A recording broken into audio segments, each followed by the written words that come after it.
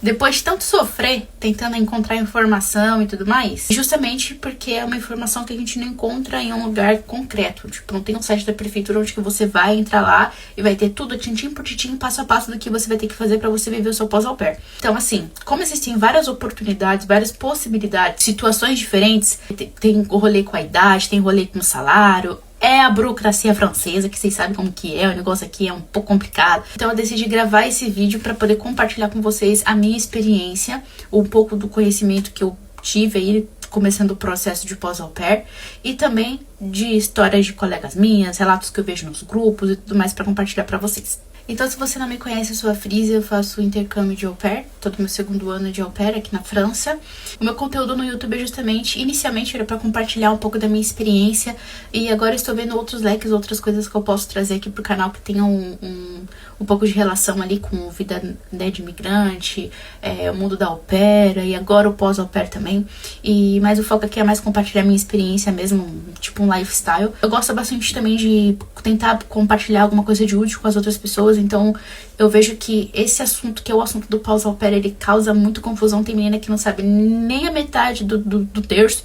Então eu decidi gravar esse vídeo justamente para compartilhar. Se esse é seu interesse, seja no pós-au pair, seja para acompanhar a experiência de uma pessoa que está vivendo o au pair, a vida de imigrante, eu te convido a seguir meu canal. Vamos lá, né, ao conteúdo aqui. Pós-au pair. Primeiramente, o que é o pós-au pair? Pós-au pair, como o nome mesmo diz, é o que você vai fazer após o programa de au pair. Então, como vocês sabem, o programa de au pair é um intercâmbio cultural. Você vai morar com uma família francesa, né? Vai conhecer a cultura francesa, vai aprender a língua e tudo mais. Então, no Brasil, você vai solicitar o seu primeiro visto com o consulado francês. Você vai ter esse visto, que é tipo um adesivo, que ele vai estar ali no seu passaporte. E esse visto, ele tem a validade de 1 ano. E o que foi orientado pra mim na minha mentoria, eu já falei pra vocês da minha mentoria anteriormente, vou falar de novo. Eu sempre deixo o conteúdo da minha mentora nos comentários. Inclusive, foi graças a ela que eu fiquei sabendo do processo do pós-au pair. Eu achei que era uma forma muito... Eu achei que era mais simples, mas eu não sabia as possibilidades que eu tinha. Eu pensava que era só eu chegar e aplicar para uma faculdade e aí eu trocar meu visto pro visto de estudante. Quando eu comprei a minha mentoria, antes de começar todo o processo de au pair, que eu comecei os meus estudos de francês e tudo mais, para saber como que funcionava, e no própria mentoria havia muitos relatos, porque tem a comunidade onde que você tem contato com meninas que já estão há muito tempo na França, meninas que já até saíram do au pair. E eu via muitos relatos no grupo de meninas que não conseguiam ficar na França, o motivo que elas não ficaram, elas tiveram que voltar, mas eu não vou entrar nesse assunto agora, né?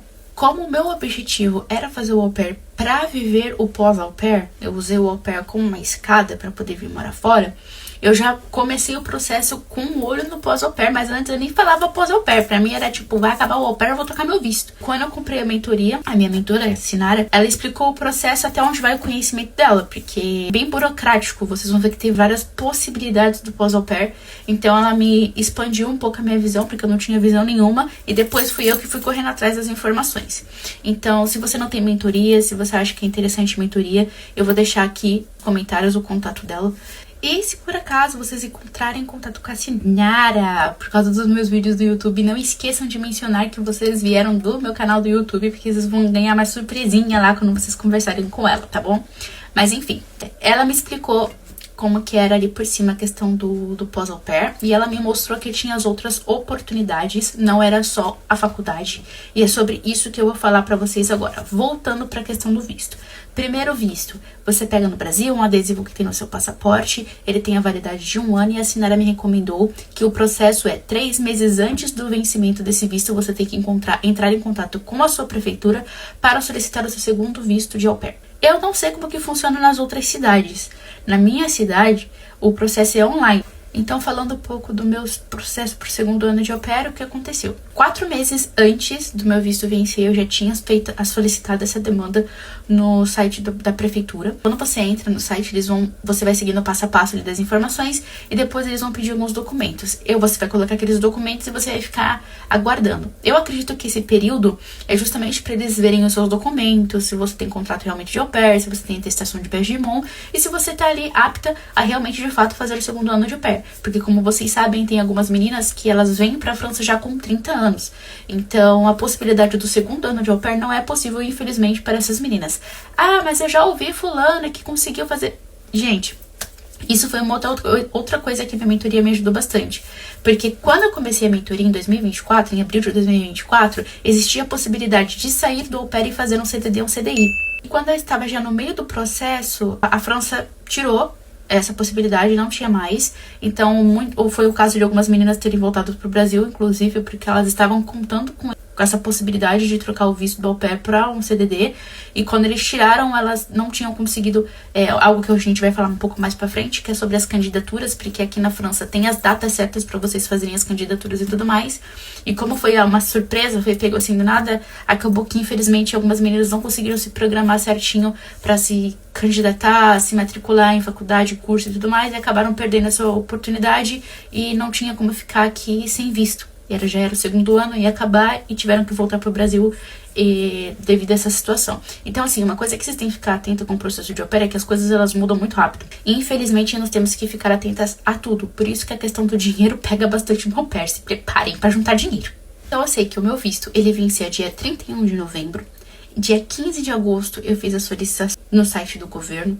Mandei todos os documentos, eu esperei. Depois, eles pediram novamente uma atestação de hébergement, porque... não sei, eles falavam que não estava com a data certa, porque a atestação de hébergement é quando a sua host family faz, tipo, em mãos uma carta informando que você realmente habita com ele no endereço tal, tal, tal, tal. Eles falavam que aquela não estava com a data certa, que tinha que ser com uma data recente com no mínimo 6 meses. Eu mandei de novo, eles fizeram a mesma resposta, eu acho que uma resposta automática. Eu mandei uma mensagem, esperou um tempo, eles não me responderam. Eu mandei outra mensagem, passou um tempo, eles não me responderam.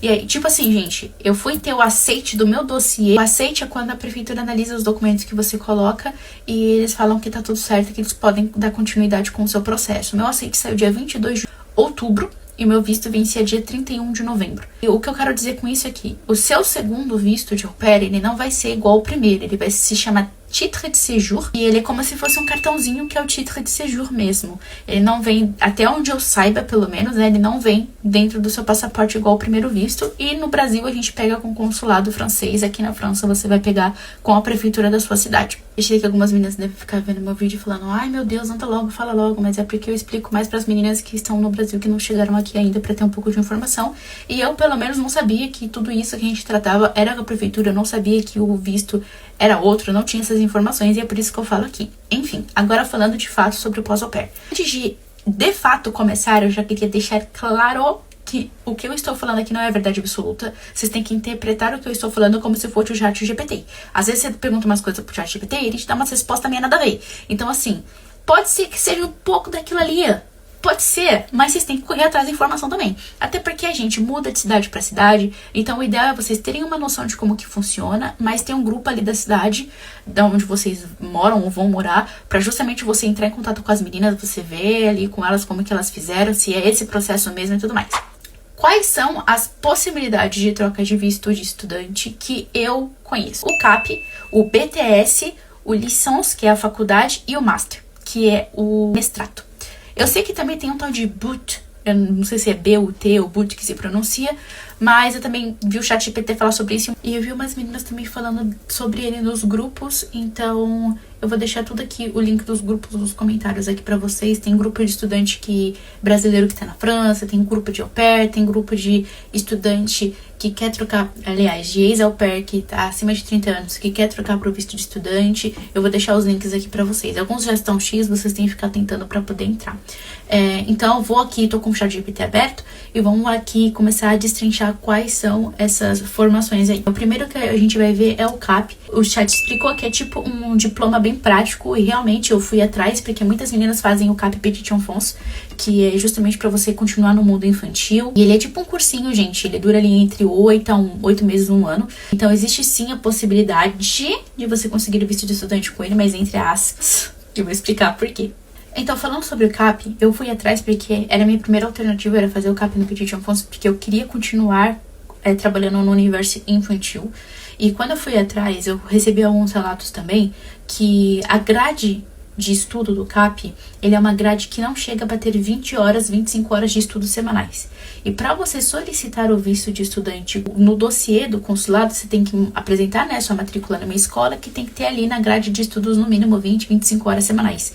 E eu sei que o CAP, como ele é a curto prazo e ele é um cursinho muito rápido, não chega a bater essa quantidade de horas, eu acho que é até 8 horas semanais, alguma coisa do gênero, tá? Vocês procurem a informação depois certinho, e é por esse motivo que ele não dá o visto de estudante.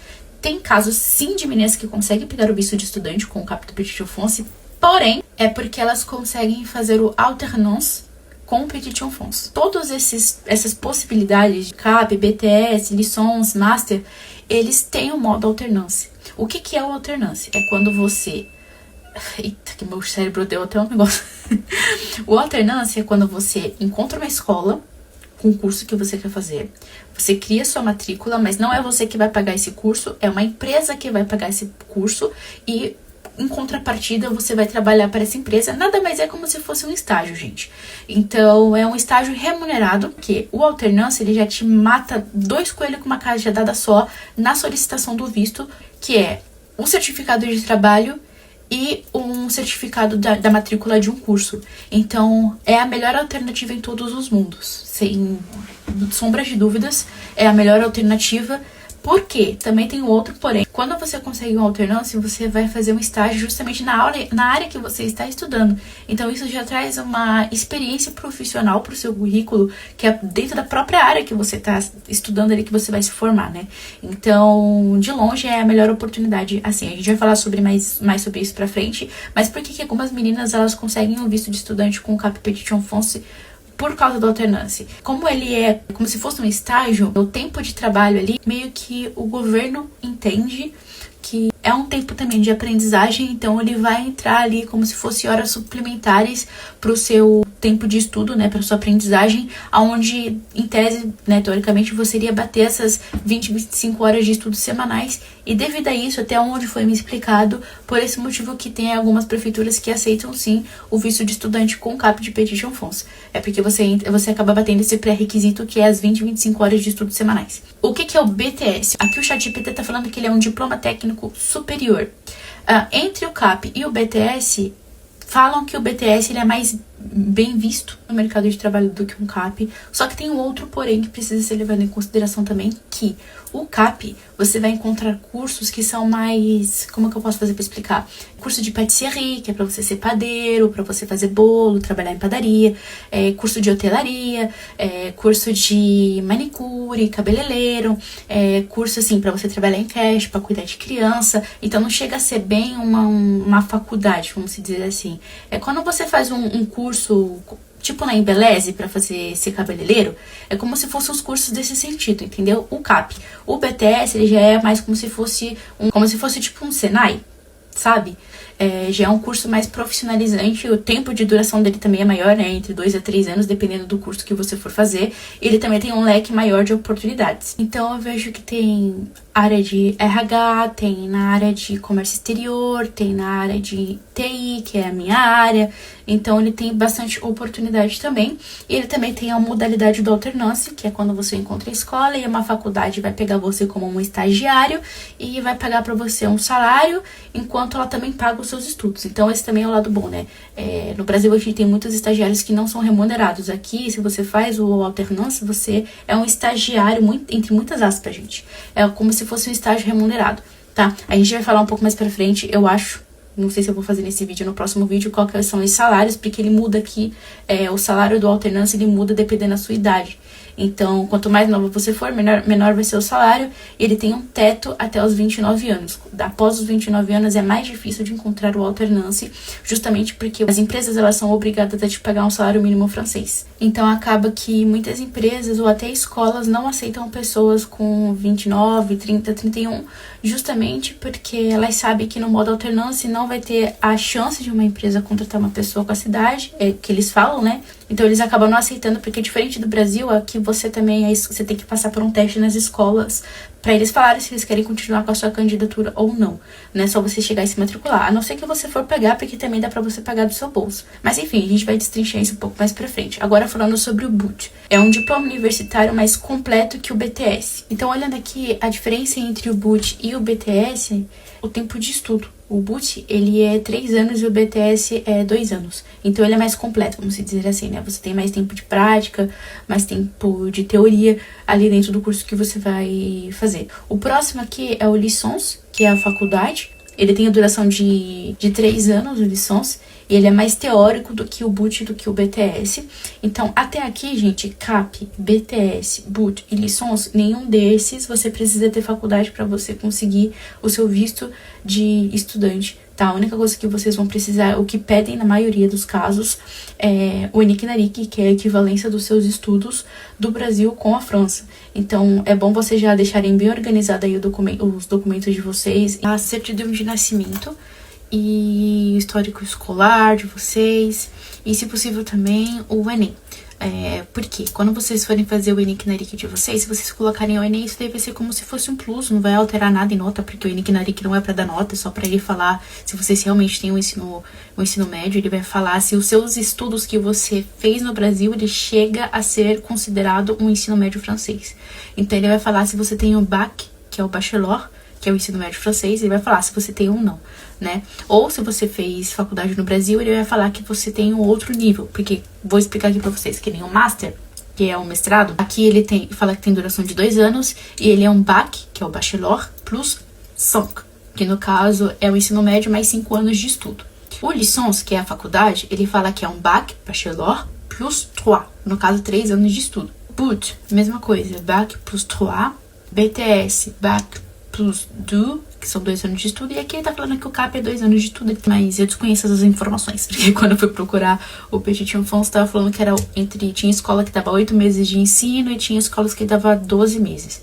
Então isso vai depender de escola e também depende do curso que você for fazer. E o Master, gente, é um mestrado. Se tiver concluído sua faculdade no Brasil, você consegue fazer o mestrado dela aqui na França, a sua pós-graduação, né?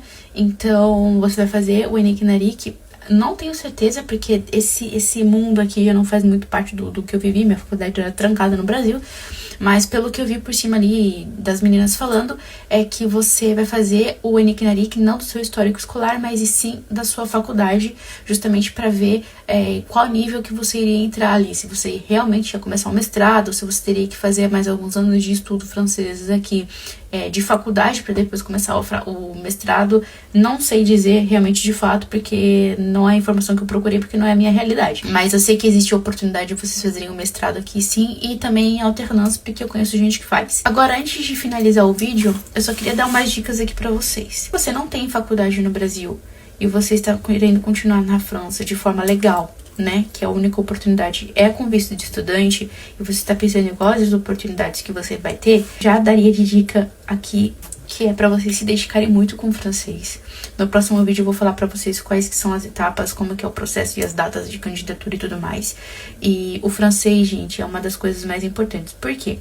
Eu sei que para Licence, que no caso a faculdade, e para o Master, você vai ter que apresentar o DELF e a DALF. DELF é uma prova que você paga para poder fazer. Na maioria dos casos, tem associações que aplicam gratuitamente para alunos, mas a maioria dos casos tem que pagar e custa caro. Então, para a maioria das faculdades, eles vão acabar pedindo para você uma prova, ver qual é o nível de francês que vocês têm, porque, pelo que eu ouvi, o mínimo é o C1 que eles pedem, né? Pra você conseguir acompanhar as aulas, entender o que o professor tá falando, apresentar, fazer TCC e tudo mais. Exceto a faculdade de francês, que é uma outra oportunidade que as meninas fazem, que é você continuar os seus estudos aprendendo francês. Que ele também te dá essa oportunidade de ter o visto. Mas eu acho que essa opção é a única opção que não tem uma alternância, já deixando claro pra vocês, até onde eu saiba. As outras formações, o CAP, o BTS, O Boot, não sei, não fui muito atrás das informações, mas eu acredito que seja um pouco parecido com o BTS. Já não vai pedir o Delphi e a Delphi, mas por contrapartida, você vai fazer entrevista com eles também, como você faz com o Master, como você faz com a faculdade. É uma entrevista aparentemente mais tranquila, mas não deixa de ser uma entrevista, então você tem que ter uma boa comunicação e você vai ser avaliada por isso. Inclusive, eles têm prova, eles aplicam prova às escolas, e uma das matérias é também francês. Então, tem matemática, francês, conhecimentos gerais, aquela de raciocínio lógico, e provavelmente, dependendo da sua área, vai ter uma prova que vai ser conhecimento sobre a sua área, conhecimentos gerais sobre a sua área. Eu acho que tá parando de gravar o treco aqui. Então, o que eu poderia dar de conselho para vocês é: preparem os documentos de vocês no Brasil. Já venham pensando e tendo em mente o que vocês vão estudar, como que vocês vão fazer. Já vai pesquisando o que é CAP, o que é Petition Fonds, se faz sentido para você ou se não faz, qual é a área que você quer atuar, se você vai querer enfrentar realmente uma faculdade, porque eu acredito, pelo menos na minha opinião, você sair do au pair, você não estando... Porque, gente, em 2 anos, do meu ponto de vista, não é o suficiente para você ficar bilíngue, para você começar uma faculdade, para você apresentar um TCC. Mas quem sou eu para julgar a capacidade das outras pessoas? Eu tô falando sobre mim, Frisanet. Vocês falem sobre vocês. Eu achei, na minha opinião, que enfrentar de cara uma faculdade ia ser um ritmo muito puxado para mim. Principalmente levando em consideração que é num momento delicado, que é a troca do au pair, que a gente vai falar disso no próximo vídeo, que é como se organizar, né? Beleza, você vai sair do au pair, você vai começar seus estudos, mas e a casa? Então, tudo isso tem que ser levado em consideração. Você vai sair da casa da sua host family, você vai ter que alugar um canto pra você. Isso precisa de quê? De dinheiro. Você vai trocar o seu visto. Uma da parte do dossiê que a prefeitura pede é uma comprovação de renda. Por isso que vem aí a parte da alternância, que as meninas lutam tanto pelo alternância. Porque o alternância, ele vai te dar já o contrato de trabalho, que é o que você vai comprovar pra prefeitura que você vai ter como se manter. Mas se você não tiver esse contrato de trabalho, você vai ter que ou ter 8 mil em conta, 8 mil euros arredondando, tá, gente? Não é esse valor exato, 8 mil euros em conta para mostrar para a prefeitura que você tem dinheiro suficiente para se manter durante 6 meses. Então, o contrato de trabalho que você tem que ter tem que ser um contrato que vai te pagar no mínimo 600 e pouquinho ali, que é para você comprovar que você tem como se manter. Ou senão você vai precisar de um sponsor, que é uma pessoa que vai se responsabilizar financeiramente por você. Então, às vezes as meninas fazem com os namorados, às vezes é a host family que faz esse documento, então depende. Então, assim, eu achei que ia ser várias coisas ali, um processo um pouco turbulento, então eu preferi não encarar logo de cara uma faculdade. Eu deixei a faculdade como uma terceira opção no meu caso.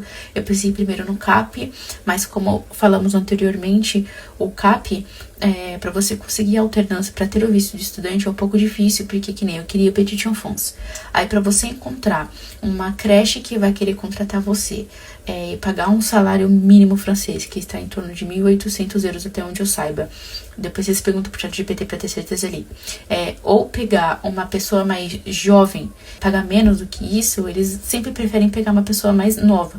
Por quê? Vou tentar explicar isso antes de acabar o vídeo também. Então, o que acontece? A partir dos 26 anos, o seu SMIC, que é o salário mínimo francês, ele vai mudar. Então, quando você tiver 26 anos, você vai receber uma porcentagem, 27 outra porcentagem, 28 uma porcentagem, e assim sucessivamente. Depois dos 29, você já é obrigado a receber um salário mínimo francês. Por esse motivo, as empresas preferem candidatos mais novos, de preferência antes dos 26, então eles pagam menos. Outras informações que eu recebi também é que essas empresas, elas recebem ajuda do governo, ajuda no quesito de, tipo assim, eu acho que eles têm abatimento em alguns impostos, algumas coisas assim, quando eles têm estagiários, assim, né, na empresa deles.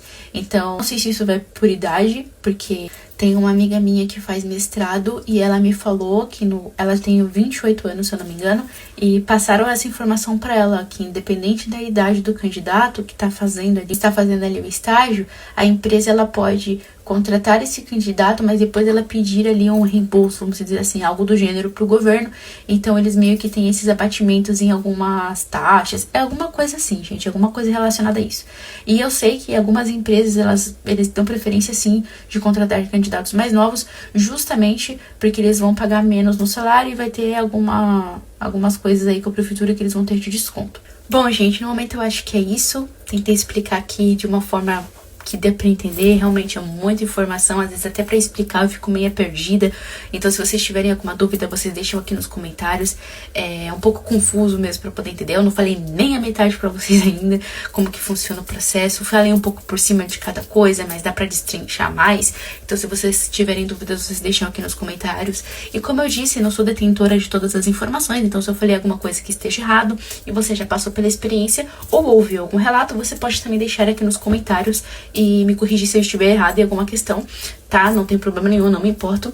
E é isso, gente. Um beijo. Não esqueçam de seguir o canal, de ativar o sininho lá pra vocês receberem as notificações dos próximos vídeos. Se possível, compartilhem o vídeo com as outras pessoas, outras au pairs que vocês conheçam, em grupo, mentoria e tudo mais. E não esqueçam de dar o like aqui no vídeo também para ajudar o YouTube a divulgar o meu canal, a entregar para outras pessoas. Me motivar também a continuar fazendo os videozinhos para vocês. Eu tava pensando em falar com as minhas amigas que já estão no processo de pós-au pair, né? Que já faz faculdade, master, BTS e tudo mais.